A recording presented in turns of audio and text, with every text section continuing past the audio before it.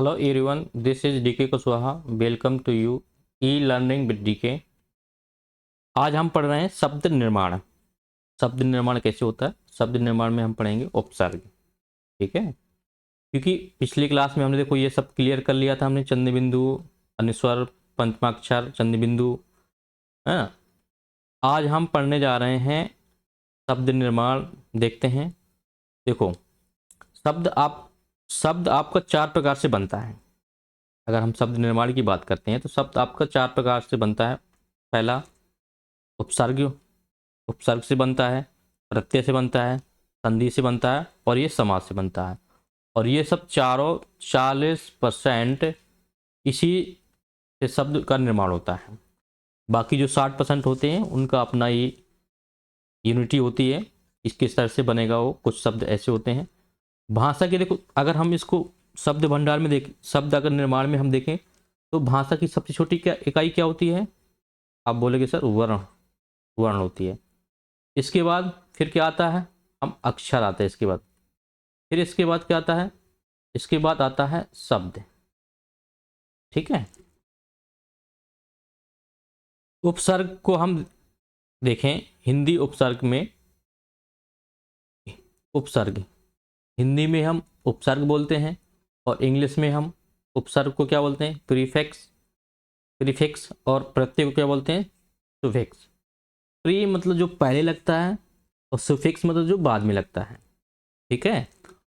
अगर हम इसकी थोड़ा डिफिनेशन देखें, वे शब्दांश जो किसी मूल शब्द के शुरुआत में लगता है या आता है और मूल शब्द के 3 प्रकार से विकार परिवर्तन पैदा करता है. वे शब्द जो किसी मूल शब्द के शुरू में लगता है, पहले लगेगा और उसमें 3 प्रकार से विकार यानी परिवर्तन पैदा करेगा. कैसे? जैसे विलोम. नंबर 1 विलोम. विलोम भी कर सकता है वो अगर पहले लगेगा. पर्यायवाची. और तीसरा एक नई आपकी विशेषता को प्रकट करेगा वो.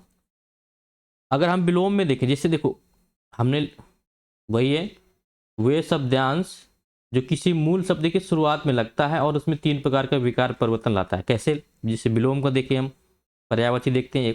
अब पहले विलोम को देखते हैं. जैसे हमने लिख दिया ज्ञात. ज्ञात मीन्स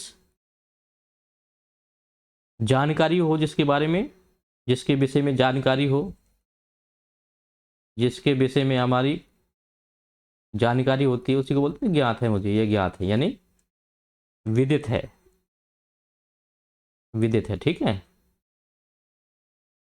अगर हमने इसमें आप प्रत्यय को लगा दिया, सॉरी प्रत्यय ने उपसर्ग को, क्योंकि पहले लगा रहे हैं हम, उपसर्ग को लगा दिया.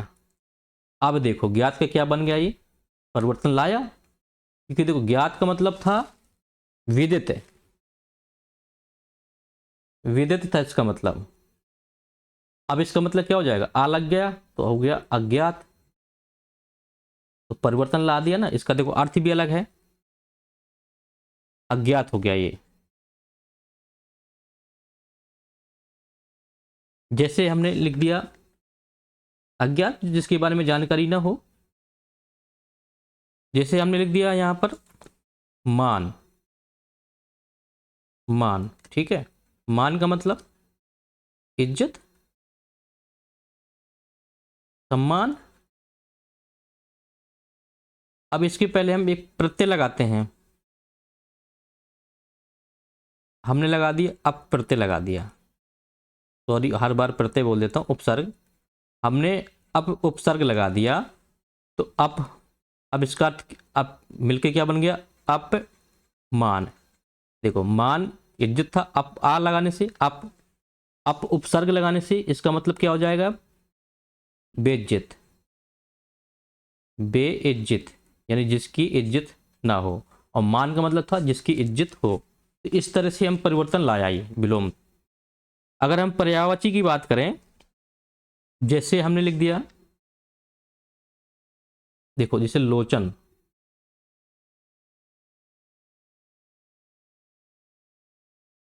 लोचन, लोचन मीन्स आंख, आंख, ठीक है। इसके पहले हमने उपसर्ग लगा दिया सु, सु मतलब उपसर्ग,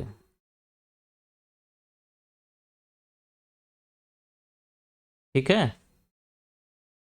तो सु उपसर्ग, इसका भी अर्थ है, देखो उपसर्ग का अपना अर्थ होता है,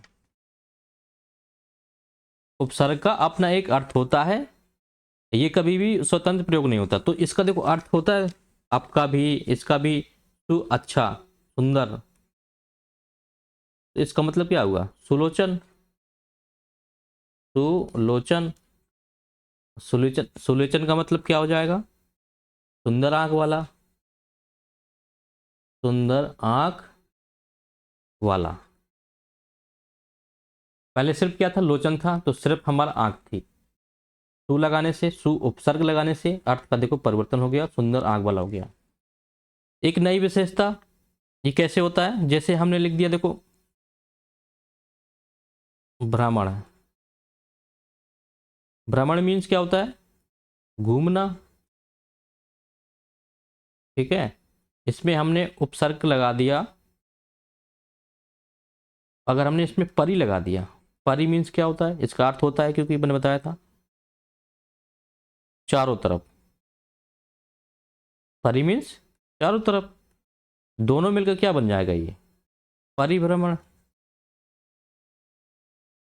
तो ये देखो परिवर्तन हुआ ना,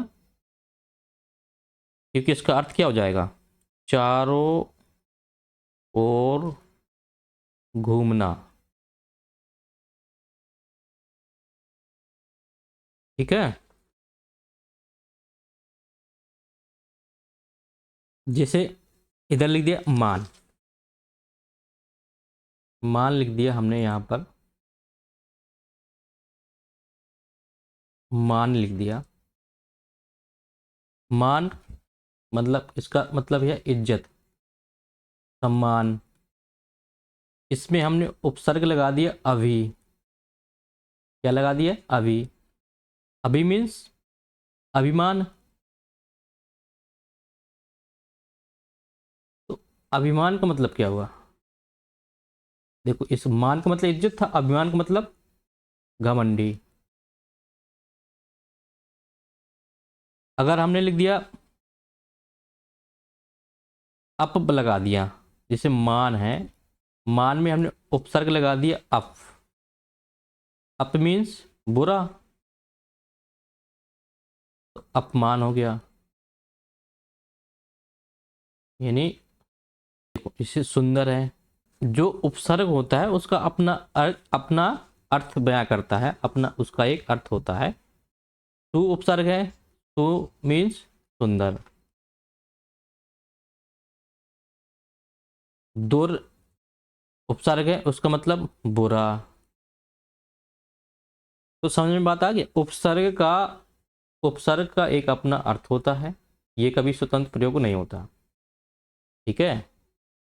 जैसे अब देखो हिंदी में जो उपसर्ग की संख्या है, हिंदी में कितने उपसर्ग होते हैं, तो हिंदी में जो उपसर्ग होते हैं टोटल 13 होते हैं, संस्कृत में उपसर्ग की संख्या 22 है, और उर्दू में उपसर्ग की संख्या 19 है।